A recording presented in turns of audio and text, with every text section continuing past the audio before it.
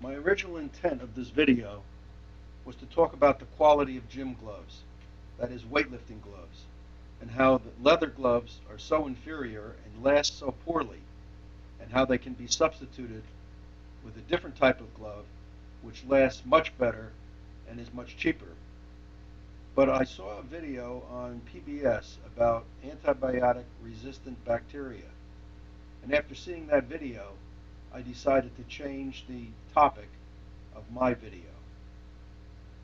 All gyms, no matter how clean they appear to be, no matter how fastidious the workers are, they're still laden with bacteria. More and more, those bacteria have become antibiotic resistant, which really means that there's no cure for the disease that they incur. Here's a picture of my old gym gloves, the ones that are made out of leather. Now, the first problem with them is that they don't last too long. You can see where I've sewn them up here a bit, trying to save them. They always seem to rip between the thumb and the fingers. But that's not the only real problem with them, and if you're willing to go out and buy new ones each and every time.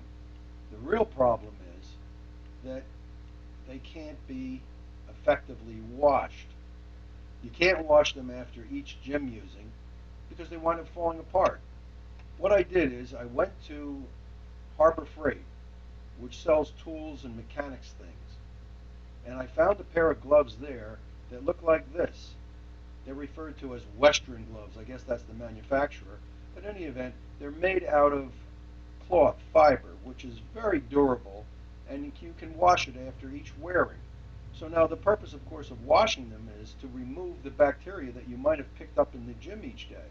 If you use the leather gloves and can't wash them, then essentially what you're doing is carrying all those bacteria from one gym episode to the next, to the next, to the next, until you wash them. And as I say, if you wash them repeatedly, they don't last too long.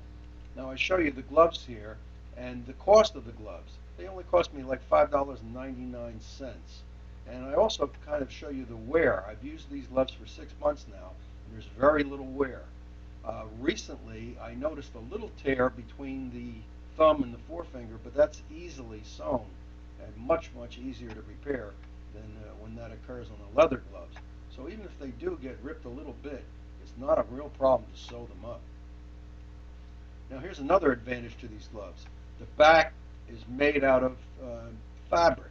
So you can wipe your face and your mouth with the back of the glove and never touch your face with the fronts of the gloves. When you do that, you transfer bacteria to your face.